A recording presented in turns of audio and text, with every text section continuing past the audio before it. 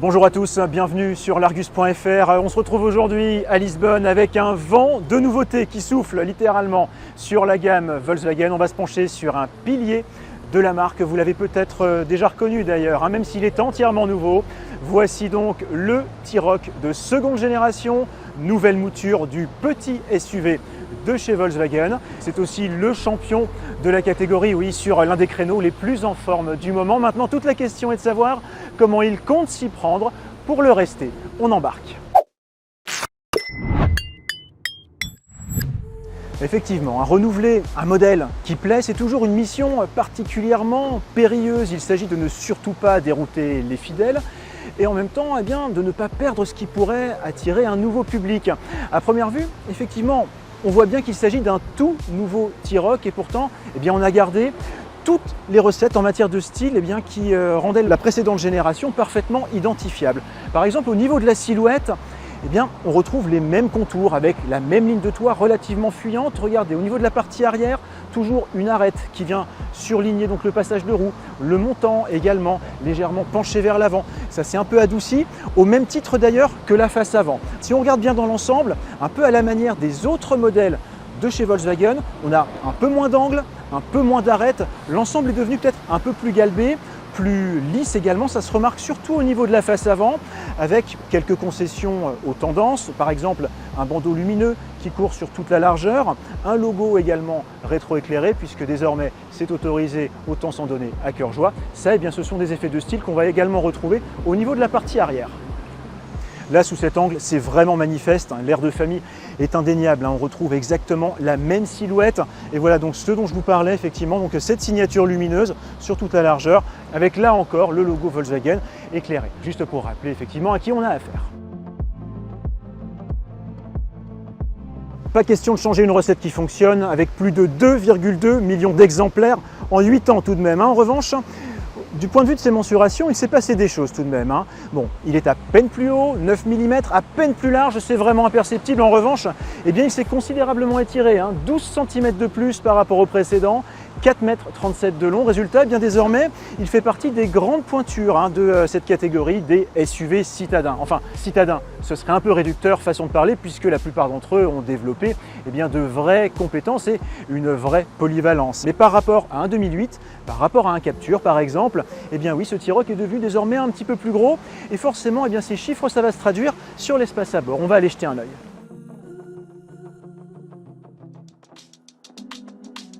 À l'arrière, effectivement, on bénéficie de quelques centimètres supplémentaires. L'empattement s'est étiré de presque 3 cm. C'est suffisant pour que ça se ressente en termes d'espace aux jambes. Donc oui, pour deux adultes de plus d'1,80 m, on est très bien reçu, sauf évidemment, comme toujours, à la place du milieu, quasiment impraticable ou alors vraiment pour dépanner sur de très courts trajets.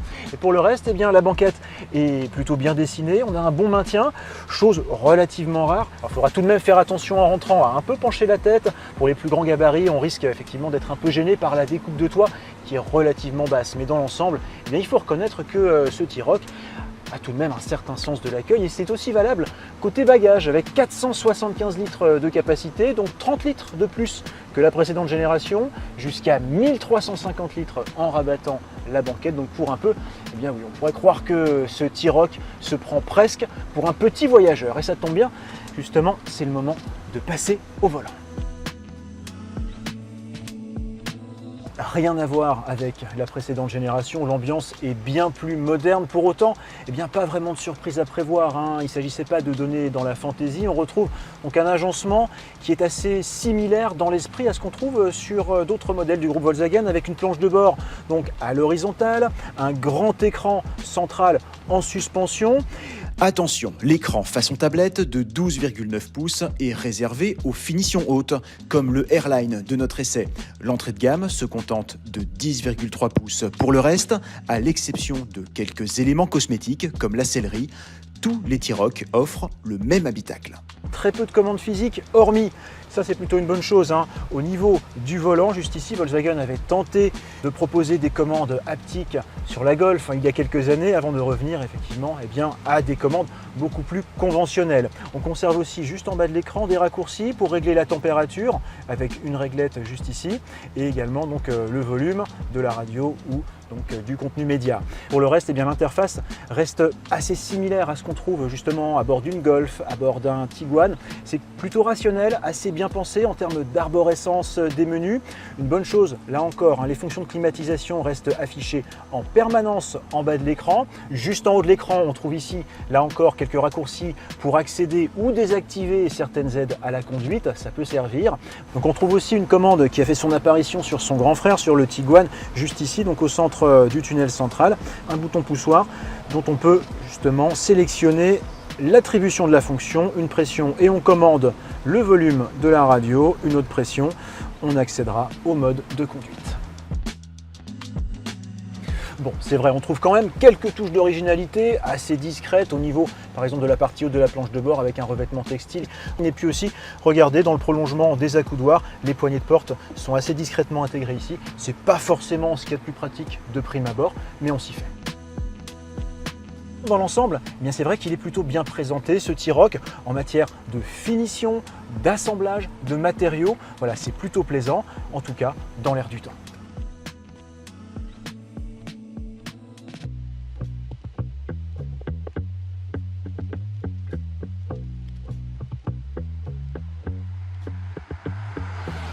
Bon, assez rapidement, on s'aperçoit qu'on est en terrain familier au volant de ce T-Roc. On va s'intéresser justement à ce qui se cache en dessous. Il faut savoir que techniquement parlant, c'est pas une totale nouveauté. Non, puisque en réalité, il reprend la base technique MQB Evo, donc une plateforme bien connue au sein du groupe Volkswagen, puisqu'elle est partagée par l'actuel Golf, par le Tiguan.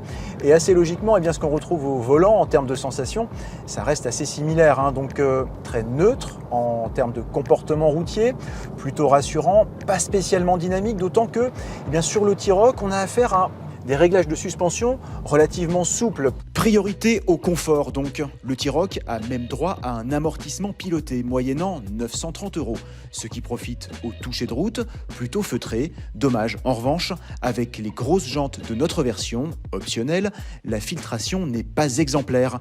20 pouces pour un SUV de ce créneau, c'est peut-être esthétique, mais surtout excessif. Dans l'ensemble, le fait que ce T-Roc ait droit à une plateforme empruntée à des modèles du segment supérieur, ça va se traduire sur ses qualités routières, clairement d'excellent niveau. Et même si, avouons-le, en termes d'agrément, de sensation, on n'a pas affaire à quelque chose de particulièrement enthousiasmant, au moins il remplit parfaitement son rôle de SUV familial, petit format certes, mais tout à fait plaisant à mener. Même constat pour la partie mécanique avec un seul moteur proposé au lancement. Là encore, c'est une motorisation bien connue, un 4 cylindres 1,5 litre à micro-hybridation, donc 1,5 litre ITSI, proposé en deux niveaux de puissance, 116 chevaux ou 150 chevaux, donc pour notre version d'essai. Dans les deux cas, uniquement associé à une boîte automatique, donc la fameuse DSG à double embrayage, boîte 7 rapports, là encore bien connue au sein du groupe. Ce moteur colle parfaitement à la philosophie, à la définition de la voiture, donc plutôt souple dans son fonctionnement, assez feutré. Malheureusement, petite réserve en matière d'isolation phonique. On pourrait croire presque que Volkswagen aurait fait l'économie de quelques isolants au niveau des passages de roues ou des vitrages. Ça paraît pas très épais. La vitesse stabilisée, heureusement, il reste tout à fait éduqué. En termes de performance, sur notre modèle d'essai, donc de 150 chevaux, il a du répondant, effectivement, il ne manque pas de ressources en reprise, la boîte est raisonnablement réactive, ça n'en fera pas non plus un monstre de dynamisme malgré 150 chevaux, après tout c'est pas vraiment ce qu'on lui demande. Non, en revanche en termes d'agrément, de douceur de marche, c'est plutôt réussi, assez fluide dans son fonctionnement, le système micro-hybride est parfaitement transparent, finalement on roulera en électrique uniquement à très basse vitesse ou en manœuvre. Le reste du temps, finalement, cette micro-hybridation quasi imperceptible servira simplement à soulager le moteur thermique. La première génération a été dépourvue de toute forme d'hybridation. Cet hybride léger, 48 volts, est donc une évolution considérable pour le T-Roc. Les émissions de CO2 sont en baisse, tout comme le montant de son malus, mais en pratique, pas d'exploit de sobriété. On parvient pourtant, avec un peu de retenue, à limiter son appétit, environ 7 litres au 100 de moyenne. Finalement, vu que les performances ne sont pas la raison d'être de ce T-Roc, la version de 116 chevaux, la plus modeste, serait peut-être la plus rationnelle, légèrement plus sobre et aussi un peu moins chère. On va y revenir. Alors comme on le disait, pour l'instant, ce 1,5 litre micro-hybride sera la seule motorisation proposée. Pas de diesel au programme, sauf revirement de situation, ça, certains gros rouleurs pourront peut-être le regretter.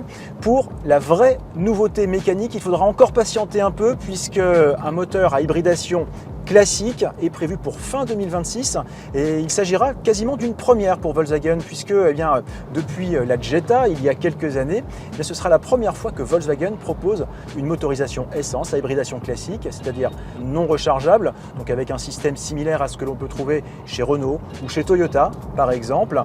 Et cette motorisation forcément est attendue au tournant.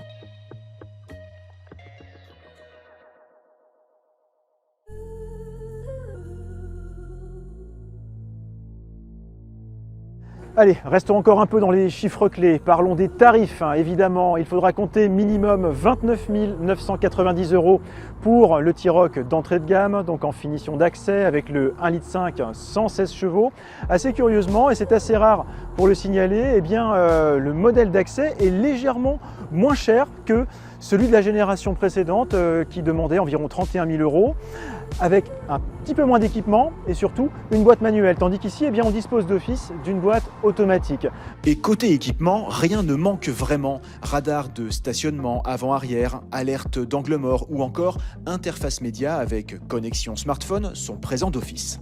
Ce prix d'accès qui est situé juste en dessous de la barre des 30 000 € paraît aussi relativement bien placé face à la concurrence. Quand on pense au Peugeot 2008 ou au Renault Captur, à version comparable, les deux rivaux seront peu ou prou équivalents financièrement.